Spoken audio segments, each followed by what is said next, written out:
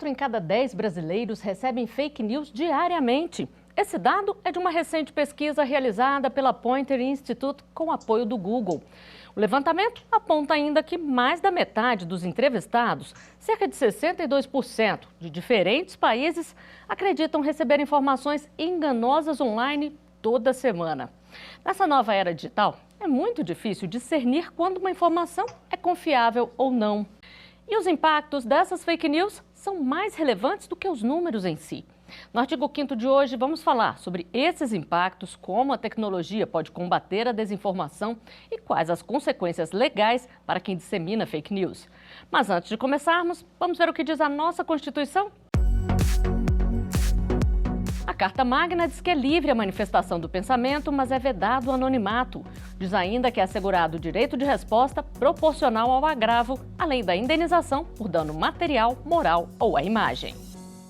Sobre o tema, eu converso agora com a coordenadora da Rede Nacional de Combate à Desinformação, Ana Regina Rego, que é professora de comunicação da Universidade Federal do Piauí, e com Samuel Oliveira, advogado e pesquisador de Direito Digital. Muito obrigada pela participação de vocês aqui no artigo 5º e antes da gente começar o nosso bate-papo, vamos assistir a uma reportagem aqui da TV Justiça. O presidente do Supremo, ministro Luiz Fux, editou a resolução de acordo com o Sistema Constitucional de Proteção das Liberdades de Comunicação, com a Convenção Americana sobre os Direitos Humanos, a Lei Geral de Proteção de Dados e o Marco Civil da Internet. O presidente enfatizou que um dos objetivos da Agenda 2030 da ONU estabelece a meta de promover instituições fortes, inclusivas e transparentes em todos os níveis. Fux também levou em consideração que mais de 80% da população brasileira está conectada às plataformas digitais e redes sociais que desempenham um papel importante no acesso à informação e no exercício da liberdade de expressão. E lembrou das experiências positivas da Justiça Eleitoral e do TSE no enfrentamento da desinformação desde as últimas eleições presidenciais. A intenção do ministro Luiz Fux é enfrentar os efeitos negativos provocados por discursos de ódio na internet, que tem como alvo o Supremo Tribunal Federal e seus integrantes. Além disso, o presidente do STF quer enfrentar a desinformação e manter a proteção da Corte no que diz respeito às liberdades de comunicação. Segundo o ministro, essa prática mina a confiança nas instituições e prejudica a democracia, ao comprometer a capacidade dos cidadãos de tomarem decisões bem informadas. Um comitê gestor vai estar à frente dos trabalhos, que serão executados em 2 eixos. O primeiro, com atuação organizacional, terá entre as ações reuniões periódicas para o monitoramento dos resultados, o desenvolvimento de recursos de tecnologia para identificar mais rapidamente práticas de desinformação e de discursos de ódio e a aproximação com instituições públicas e privadas que atuam no combate à desinformação. Já o segundo eixo será de ações de comunicação, com a capacitação de servidores, funcionários terceirizados, jornalistas profissionais e influenciadores digitais para a identificação de práticas de desinformação e de discursos de ódio. A publicação de notícias na página especial #Verdades do STF para contestar boatos ou desmentir notícias falsas sobre a Corte e seus integrantes, além de ações de comunicação com materiais para públicos diversos, com a finalidade de disseminar informações verdadeiras sobre o STF. O objetivo do programa é institucionalizar uma série de ações e iniciativas de combate à desinformação sobre o Supremo Tribunal Federal. A Corte tem monitorado nos últimos meses uma crescente de difusão de fake news sobre o Supremo Tribunal Federal, sobre as decisões da Corte, sobre as atuações dos ministros, sobre os projetos do tribunal e, por isso, sentiu a necessidade de criar um comitê específico de avaliação e de concretização de medidas, de contramedidas de informação, trazendo sempre o lado da Corte, a credibilidade da Corte, a imagem que realmente a Corte produz sobre as suas funções. Qual o papel do Judiciário no combate à desinformação, doutor Samuel? Nós temos uma iniciativa muito interessante do próprio Tribunal Superior Eleitoral, do TSE, que é a Coalizão para a Checagem das Eleições 2022, que é uma parceria que foi, na verdade, renovada entre o TSE e diversas agências de checagem, cujo objetivo é justamente buscar essa atuação conjunta, essa atuação de toda a sociedade no combate à desinformação no contexto eleitoral. E só abrindo também brevemente parênteses aqui, a gente tem também o projeto Comprova, que é um projeto que reúne mais de 40 veículos de comunicação no Brasil, cujo objetivo é investigar, descobrir e divulgar quais são essas informações enganosas, inventadas ou falsas sobre as eleições presidenciais que são compartilhadas nas redes sociais e compilar todas essas informações para que as pessoas tenham um acesso mais facilitado a essas informações referentes a essas fake news no contexto das eleições presidenciais de 2022. E nós temos também, claro, a atuação do STF em casos específicos. Nós temos, novamente, em relação ao TSE, 2 canais de denúncias que os cidadãos podem utilizar para combater, para tentar denunciar e buscar enfrentamento a essas fake news. Então, a gente tem alguns caminhos que o cidadão pode utilizar para acessar o judiciário e através dos quais o Poder Judiciário tem buscado combater a desinformação, sobretudo em contexto eleitoral. Eu queria só complementar o que o doutor Samuel falou. A nossa parceria com o STF é a educação midiática. São 6 parceiros, né, que estão atuando efetivamente nesse combate, com produção de vídeos, levando para as escolas, né, esclarecendo o que são os poderes da República, o que é o Supremo Tribunal Federal, o que faz o Supremo Tribunal Federal, assim como o TSE, o que é um poder executivo, o que é o poder legislativo, etc., para tentar, né, coibir um pouco o número de desinformação que tem proliferado nas redes sobre o STF e o TSE, né? E que eu acho que é de máxima importância nesse momento. Doutor Samuel, e o que a nossa legislação fala sobre fake news?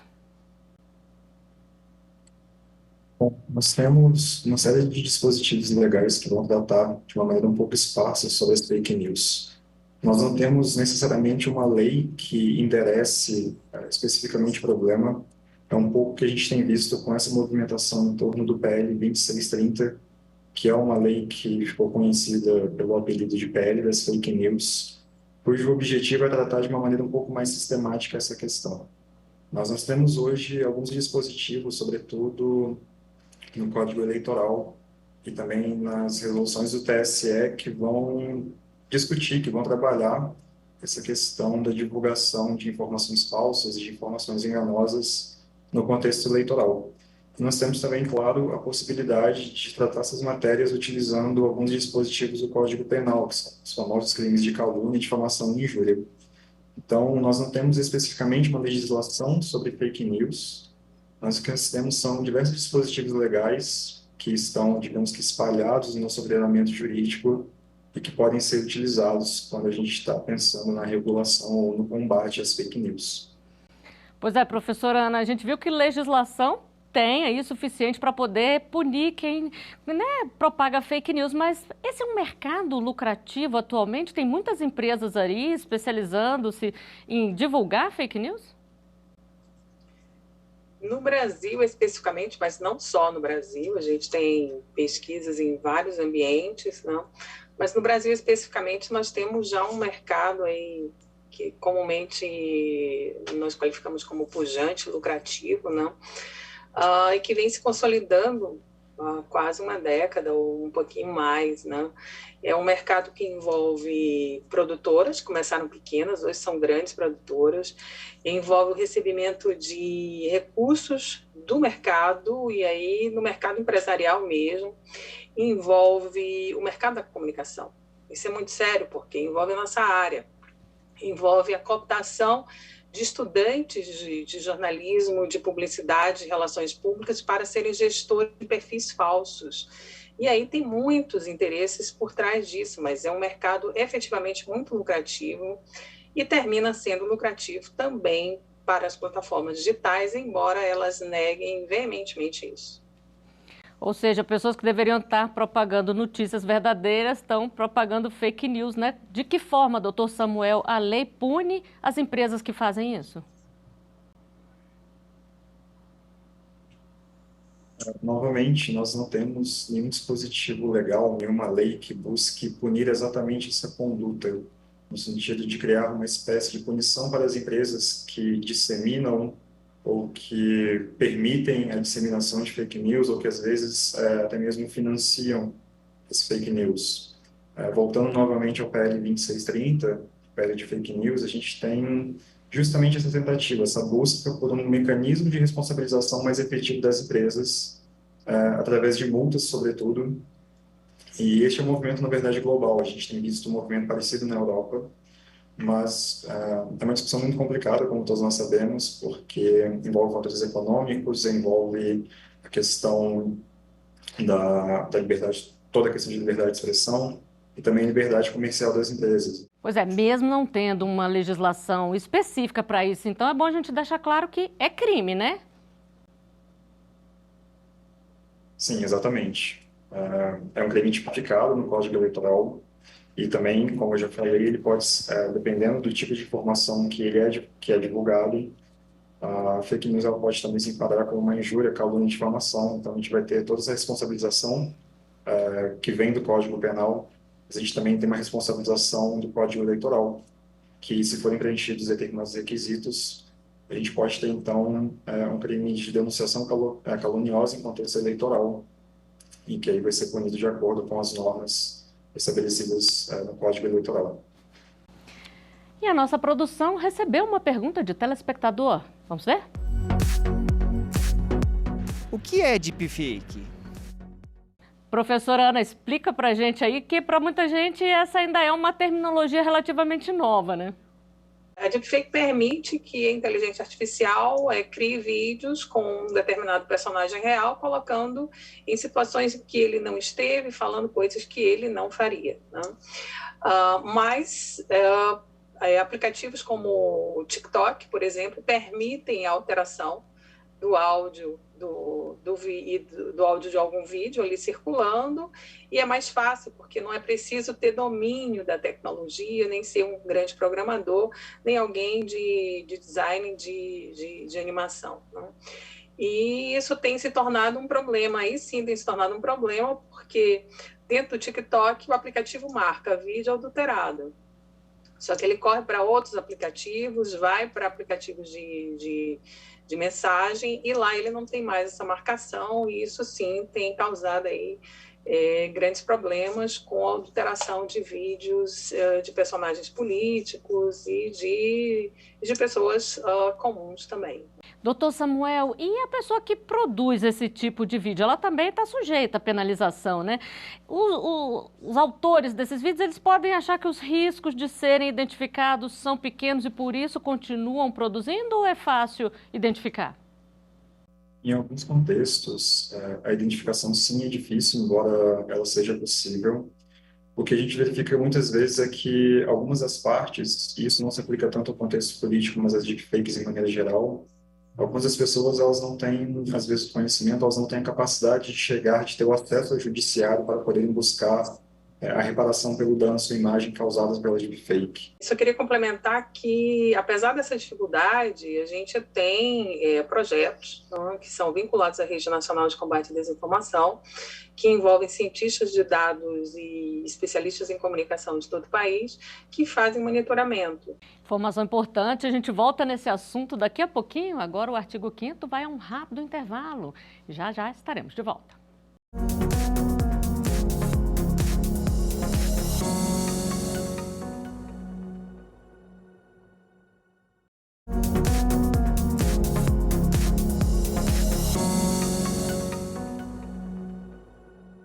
O artigo 5º está de volta, hoje falando sobre fake news, seus impactos, como a tecnologia pode combater a desinformação e quais as consequências legais para quem publica ou compartilha uma notícia falsa na internet. Sobre o tema, eu continuo conversando com Samuel Oliveira, advogado e pesquisador de Direito Digital, e com a coordenadora da Rede Nacional de Combate à Desinformação, Ana Regina Rego, que é professora de comunicação da Universidade Federal do Piauí. Professora Ana, a gente terminou o primeiro bloco falando aí, né, do papel importante da Rede Nacional nesse combate às fake news. Então fala um pouquinho mais para a gente sobre a rede. A senhora já falou que eles se infiltram aí, mas como é que a rede faz isso? Na verdade, a rede é uma rede de parceiros, nós somos mais de 150 parceiros de todo o país e nós temos uma diversidade muito grande de atuações, né? Nós temos desde jornalismo de fact-checking, nós temos projetos de ciência de dados voltado para monitoramento, nós temos jornalismo, nós temos muita gente de divulgação científica que atuou muito durante a pandemia, nós temos instituições do campo da comunicação, do campo da educação, e aí nós atuamos de forma setorial, né, de acordo com o número de parceiros que atuam em determinados setores, né. E as vítimas, doutor Samuel, quem se sente lesado por uma fake news que foi disseminada ali, como proceder, como buscar uma reparação à imagem? Existem diferentes mecanismos que a gente pode utilizar para buscar essa reparação. Primeiro, se a gente for pensar na questão de, como eu mencionei, de você poder enquadrar a criação ou a divulgação de uma fake news como um tipo penal. E muito frequentemente isso ocorre nos tipos penais de crime contra a honra, que, como eu já mencionei, calúnia, difamação e injúria.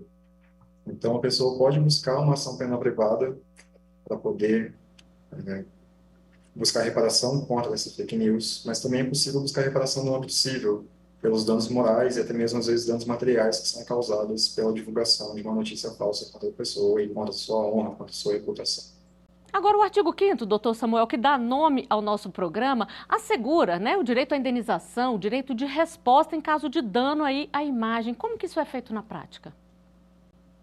Bom, nós temos diferentes mecanismos que podem ser utilizados para buscar essa reparação, para exercer esse direito de resposta ou de retificação do ofendido, da pessoa ofendida, quando a gente está pensando na publicação, na divulgação, na transmissão de uma matéria, de algum conteúdo que seja uma inverdade, que seja uma fake news. Nós temos uma lei específica sobre isso no nosso país, que é a Lei 3.188, de 2015, que vai dispor justamente sobre isso, como que esse direito de resposta pode ser exercido quando essa fake news é transmitida por algum veículo de comunicação social. E é uma lei relativamente curta, mas muito precisa nos seus dispositivos. E nós temos que a pessoa ofendida, ela pode entrar em contato diretamente com o veículo que publicou, transmitiu, ou até mesmo que criou essa notícia, essa inverdade, e pode exigir o direito de reparação diretamente a esse veículo de comunicação. Mas a gente tem também na lei que, decorridos 7 dias, se esse direito de resposta ou direito de retificação não tiver sido acatado, não pudesse ter sido exercido, a pessoa pode acionar a justiça. E aí é novamente um acesso à justiça comum para que ela possa discutir judicialmente essa questão das fake news e aí buscar essa reparação, que novamente, como eu já mencionei algumas vezes, pode ser enquadrada em outros dispositivos que nós temos no Código Penal ou no Código Eleitoral, que vão ser utilizados para, então, o juiz fazer a análise dessa situação e, se for o caso, punir os responsáveis. E vamos a mais uma pergunta de telespectador. Existe diferença entre difamação e fake news? Doutor Samuel, qual é a diferença? Nós temos crimes que estão muito conhecidos de todos, que são os crimes contra a honra, calúnia, difamação e injúria. E, como eu falei algumas vezes já, como nós não temos uma legislação, nós não temos dispositivos legais que se apliquem especificamente à divulgação de fake news, o que acontece com muita frequência é que a fake news, a notícia falsa, a desinformação, ela pode ser enquadrada, ela pode ser, a responsabilização desse compartilhamento, dessa criação dessa notícia pode se dar através desses caminhos. Então, se for o caso, pode ser que uma fake news ela se enquadre, seja considerada um caso de difamação, mas não necessariamente. Então, a fake news, como eu falei, ela pode ser um caso de calúnia, que é quando alguém atribui ou imputa a alguém um fato que pode ser considerado crime. Eu queria só complementar, aproveitar a pergunta e a resposta do Dr. Samuel para falar sobre a questão de que a desinformação em si, e aí nós temos fake news como um tipo de desinformação, ela comumente está carregada de discurso de ódio. Ela vem com misoginia, ela vem com machismo, ela vem com racismo. Isso tudo junto, embaralhado, provoca o ódio. E o ódio mata. A gente tem visto já no Brasil, na América Latina, na Inglaterra em 2016, né, o assassinato da deputada Jo Cox, né, tudo fruto de desinformação que leva as pessoas a acreditarem que aquele outro ali é algum criminoso, alguém que fere crianças, alguém que faz magia negra, alguma coisa assim. Então, nesse sentido, eu acho que uma das nossas grandes preocupações, não só da Rede Nacional de Combate à Desinformação, que é uma das redes que combate a desinformação no Brasil, nós temos várias outras redes com atuação específica, né, mas todas com uma preocupação em comum nesse momento. O discurso de ódio que corre no rio de desinformação através das redes sociais, mas não só através das redes sociais, através do jornalismo também. Então, isso é bastante preocupante. Pois é, a gente sabe que uma notícia falsa pode destruir a vida de uma pessoa. De que forma que as campanhas são importantes para poder informar a população de como checar uma notícia falsa, da importância de não passar isso para frente? De que forma que essas campanhas atuam atualmente, doutora Ana? São muito importantes, assim, a gente tem tentado conversar com as plataformas têm seus canais de denúncia, todos fizeram acordos com o TSE e com o STF, né? O Telegram foi o mais resistente, mas terminou ainda nesse escopo dos acordos, né? E tentando aí divulgar por onde denunciar, etc. Só que as próprias plataformas têm limite nessa recepção dessas denúncias, né? E nós vemos a sociedade civil muito alerta e muito atuante, assim, tentando divulgar. Divulgue, se você divulgue não, pare, se você duvida de alguma coisa, então não compartilhe, não curta, não comente. Primeiro vá checar, né, vá em algum lugar para ver se aquilo efetivamente corresponde a alguma coisa verdadeira, mas sobretudo se carrega ódio ali para com alguém ou para com alguma coisa ou alguma instituição, então não leve adiante de forma alguma, né? Bom, e sobre isso a gente tem uma pergunta de um telespectador, vamos conferir? Qual a melhor forma de checar uma informação? Professora Ana, a gente sabe que muitos meios de comunicação sérios têm hoje ferramentas, né, que ajudam a pessoa ali a jogar num site e descobrir rapidamente se aquela notícia é falsa ou não. Eu acho que, assim, tem vários meios de comunicação, projetos que envolvem vários meios de comunicação, fato fake, né, fake não. E aí a gente tem, no ambiente religioso mesmo, tem inúmeros coletivos, né, trabalhando com fake não, checando, transferindo para quem o segue, né, para o pessoal que tem fé, que segue cada uma das religiões. Mas eu acho que o principal estou em casa, recebi no grupo da minha família alguma coisa que foi encaminhada por uma tia muito querida, que eu gosto muito, que eu confio, mas eu acho que ele tem alguma coisa errada. Como é que eu posso ver isso? Para além de encaminhar para canais jornalísticos, para a própria Rede Nacional de Combate à Desinformação, aí nós temos projetos de checagem que fazem isso o tempo todo, para os vários projetos de checagens, várias empresas de checagem de fatos no Brasil e no mundo, eu acho que vale assim, eu não tenho nenhum desses canais à mão, mas está falando do STF, então eu vou lá no STF, vou lá no site do STF, está falando que o STF autorizou isso, não achei no site do STF, vou nos canais jornalísticos. Mas eu não gosto do jornalismo, porque o jornalismo foi colocado em suspeição pelo mercado da desinformação e por problemas no próprio jornalismo mesmo. Então, onde é que eu vou checar? Olha, se eu não confio em um canal, em uma TV, etc., eu vou em 10. E aquilo que tiver comum jornal tal, canal tal, rádio tal, podcast tal, etc., aquilo que for comum, é ali que está o fato. É ali que você deve confiar. O que nós mais temos, então, é canal para poder fazer essa checagem, né? Então é isso. Fique atento antes de acreditar em uma informação e sair repassando. Cheque se ela é verídica ou não. E o nosso programa de hoje chega ao final. Professora Ana, doutor Samuel, muito obrigada pela participação de vocês aqui. Eu agradeço também a sua companhia. Você pode rever os nossos programas no site da TV Justiça ou acompanhar o nosso canal no YouTube. Até o próximo Artigo 5º. Tchau!